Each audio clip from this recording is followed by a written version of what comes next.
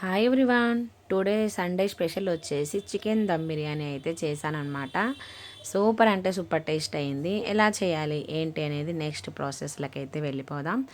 నేనైతే మార్నింగే ఒక 2 అవర్స్ ముందే అయితే బియ్యం అయితే నానబెట్టేసి పెట్టేశాను. నేను నార్మల్ బియ్యమే తీసుకున్నాను, బాస్మతి రైస్ అయితే తీసుకోలేదన్నమాట.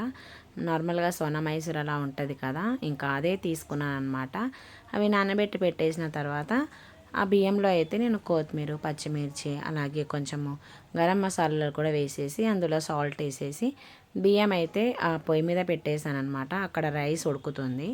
ఇంకా నెక్స్ట్ వచ్చేసి చికెన్ అయితే నేను మార్నింగే తెప్పించేసి మంచిగా నీట్గా కడిగేసుకొని అందులో కొత్తిమీర, పుదీనా, పచ్చిమిర్చి మంచిగా పేస్ట్ చేసి వేసేసి కారము, ఉప్పు, పసుపు, గరం మసాలా, ఇంకా పెరుగు ఇవన్నీ వేసేసుకొని మంచిగా నీట్గా మనమైతే కలిపేసుకొని ఒక 2 అవర్స్ ముందే నేనైతే నానబెట్టి పెట్టేశాను చికెన్ కూడా నీట్గా. ఇంకా నెక్స్ట్ నేను లాస్ట్కి అయితే ఆనియన్స్ కూడా వేయించి ఆ ఆనియన్ కూడా మొత్తం ఫ్రై చేసేసి నేను చికెన్లో మాత్రమే వేసాను.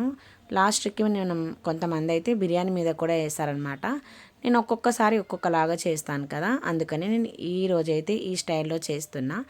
ఇంకా ఇందులో అయితే నేను ఆయిల్ పోయలేదు. ఇంకా మనకు ఆనియన్స్ వేయించిన ఆయిల్ ఉంటుంది కదా, అదే ఆయిల్ అయితే పోసానన్నమాట. ఇప్పుడు కొంచెం లాస్ట్కి మనకు రైస్ ఉడికేటప్పుడు మనం దమ్ వేస్తాం కదా, అప్పుడు కొంచెం ఆయిల్ వేద్దామని చెప్పేసి అందులో కొంచెమే ఆయిల్ అయితే వేసాను. ఆ లోపు అయితే మనకి ఇక్కడ రైస్ కూడా చూడండి మంచిగా ఉడుకుతుంది. ఇంకా నేను దీన్ని అయితే వెంటనే తీసేసి రైస్ అయితే వాటర్ తీసేస్తాను. మనకు అన్నం ఒక్క పలుకు ఇట్లా ఉడకంగానే తీసేయాలన్నమాట. ఎందుకంటే మనం దమ్ బిర్యానీ చేస్తున్నాం కదా, ఎక్కువసేపు ఉడికిపోతే మళ్ళీ మెత్తగా అయిపోతుంది అనమాట రైస్ అనేది. అందుకని నేనైతే ఇంకా దమ్ము ఇలా ఉడకంగానే తీసేసాను. కింద చూడండి జస్ట్ అన్నం కూర కొంచెం మాడకుండా లైట్గా పెట్టేశాను రైస్ అనేది.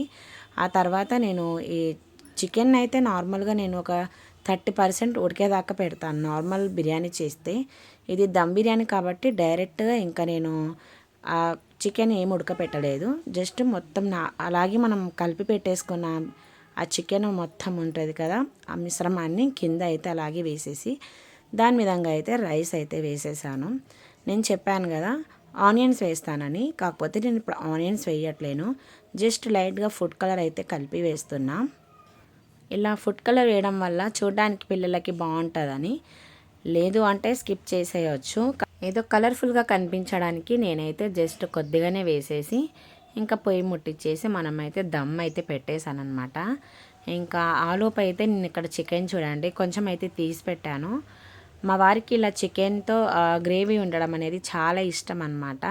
ఇంకా మా వారి కోసం అయితే కొంచెం చికెన్ నేను కలిపిన దాంట్లో నుంచి కొంచెం పక్కకు తీసేసి చూడండి ఇలా అయితే చేశాను. నేను ఇందులో అయితే కొంచెం ఇంకా వాటర్ పోస్తాను, గ్రేవీ బాగా వస్తుంది.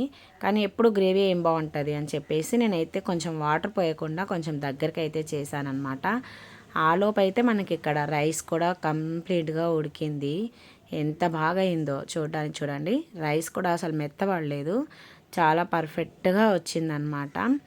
ఇలా రావాలి బిర్యానీ. ఇంకా కింద కూడా మాడకూడదు అనమాట. కింద మాడితే మొత్తం టేస్ట్ మారిపోతుంది. అలా మాడకుండా చూసుకోవాలి. ఫైనల్గా అయితే మన దమ్ బిర్యానీ రెడీ అయిపోయింది. చూడండి నేను ఆ రైస్ తీస్తుంటే ఆ పొగలు ఎలా వస్తున్నాయో, ఆ స్మెల్కి నాకు అక్కడే టెంప్ట్ అయిపోయాను. పిల్లలకి ఇలా అనిపిస్తే పిల్లలకి ఎలా ఉంటా చెప్పండి. ఆ టైం ఆకలి టైం వచ్చేవరకు మా పిల్లలు ఎప్పుడైతుంది మమ్మీ అని ఎదురు చూస్తున్నారనమాట.